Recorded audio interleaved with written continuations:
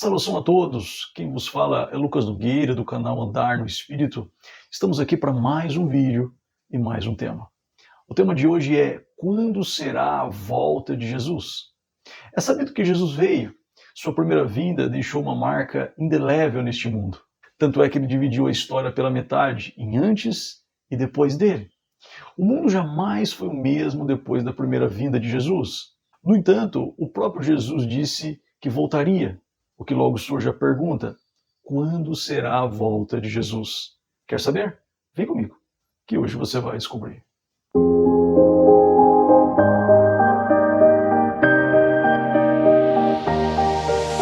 Pois bem, pessoal, para falarmos sobre quando será a volta de Jesus, precisamos nos atentar para o que o próprio Jesus disse acerca da sua volta. E para falarmos sobre isso, precisamos recorrer a um texto das Sagradas Escrituras, no qual está registrado no capítulo 24 do Evangelho de Mateus, o tão conhecido Sermão Escatológico de Jesus.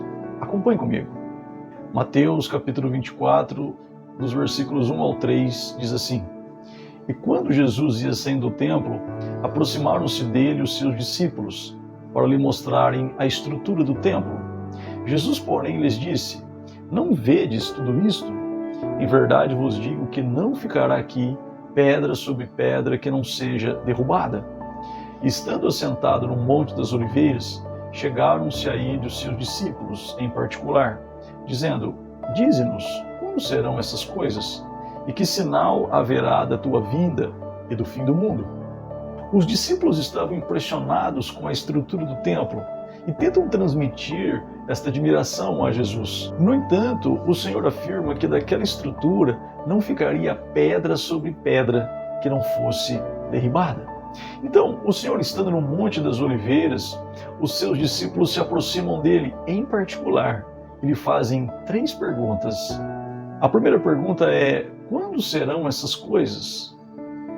A segunda: que sinal haverá da tua vinda? E a terceira pergunta: e do fim do mundo? Jesus não vai entrar em detalhes acerca da primeira pergunta. Talvez ele faz isso porque ele já havia dito um tempo atrás acerca da destruição de Jerusalém e, consequentemente, do templo. Você pode conferir esse texto no Evangelho de Lucas, capítulo 19, dos versos 41 ao 44.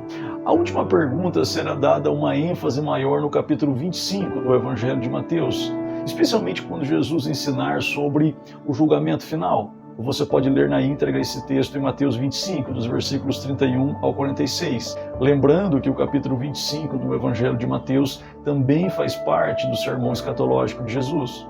Sendo assim, nos concentraremos na segunda pergunta: que sinal haverá da tua vinda? Ao longo do capítulo 24 do Evangelho de Mateus, Jesus descreve vários sinais que acontecerão antes da sua vinda. Mas para deixar isso mais didático, eu quero dividir esses sinais em 3 categorias. A primeira categoria é os sinais gerais. A segunda categoria, os sinais específicos. E a terceira categoria, os sinais extraordinários. Os sinais gerais acontecem desde a ascensão de Jesus, ou seja, falsos cristos, falsos profetas, guerras, rumores de guerras, fome, pestes, terremotos, etc. Os sinais gerais também são conhecidos como o princípio de dores. Foi isso que Jesus disse no capítulo 24, versículo de número 8. Acompanhe comigo. Mas todas estas coisas são o princípio de dores. O termo dores vem do grego odin e se refere a dores de parto. De modo que esta figura ilustra muito bem o que Jesus quer dizer, pois no início do parto a mulher começa a ter pequenas contrações, mas essas contrações vão aumentando em frequência e intensidade à medida que se aproxima a hora dela dar à luz.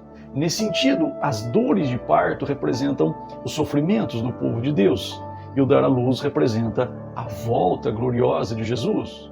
Os sinais gerais abrangem os versículos 4 a 14 do capítulo 24 do Evangelho de Mateus. Depois você pode ler esse texto na íntegra. Mas depois dos sinais gerais, vem os sinais específicos.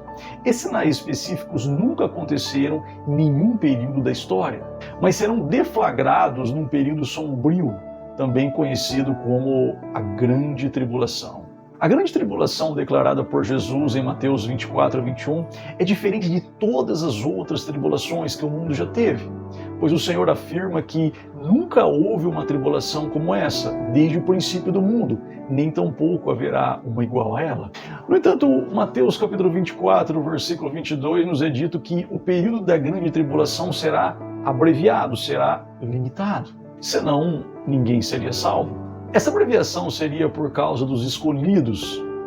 Mas quem seriam esses escolhidos? Esses escolhidos não podem ser outros senão os verdadeiros cristãos, aqueles que permanecerem fiéis e leais a Jesus até o fim. Tanto no livro de Daniel quanto no livro do Apocalipse, nos é dito acerca de um período final que corresponde a 7 anos. E sendo assim, a grande tribulação que ocorrerá dentro deste período final de 7 anos será limitada. Tanto no livro do Apocalipse quanto no livro de Daniel, nos é dito que este período final de 7 anos corresponde a 2 etapas ou 2 fases de 3 anos e meio. O que nos leva a concluir que a grande tribulação será limitada a 3 anos e meio, o que corresponde aos primeiros 3 anos e meio do período total de 7 anos. Os sinais específicos da grande tribulação podem ser encontrados em Mateus capítulo 24, dos versículos 15 ao 28. Depois você pode ler este texto na íntegra, mas o que acontecerá depois dos sinais específicos, ou seja, depois da grande tribulação? Mateus 24, dos versículos 29 ao 30, nos responde esta pergunta. Acompanhe comigo.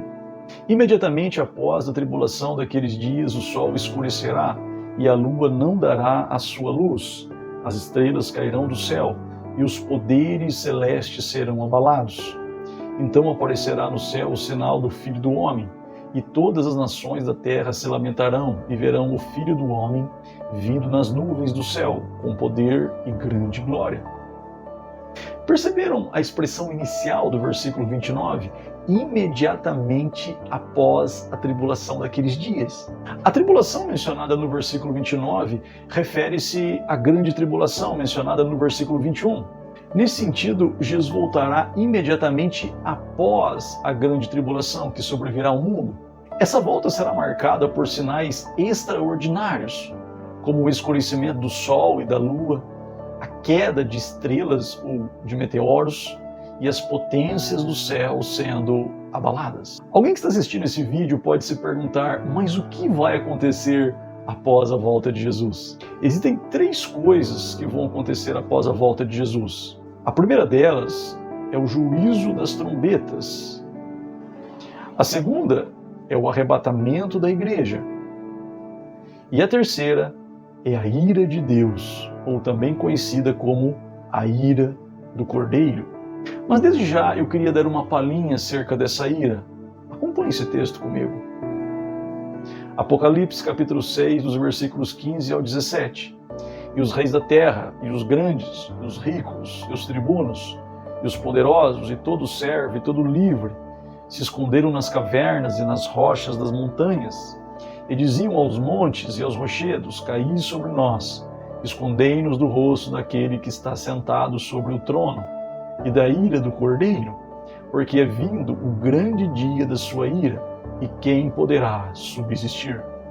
Se você pensou que a grande tribulação seria terrível, a ira do Cordeiro será ainda pior, pois serão derramadas as taças do furor da ira divina. Portanto, respondendo à pergunta tema do vídeo, quando será a volta de Jesus? Eu afirmo a vocês com segurança, Jesus voltará após a grande tribulação que sobrevirá ao mundo, mas antes da terrível ira divina que sobrevirá aos ímpios, pois é exatamente isso que as Escrituras Sagradas nos afirmam. Se esse vídeo abençoa a sua vida, compartilhe ele. Deixe seu like, se inscreva no canal e que Deus abençoe você e a sua família.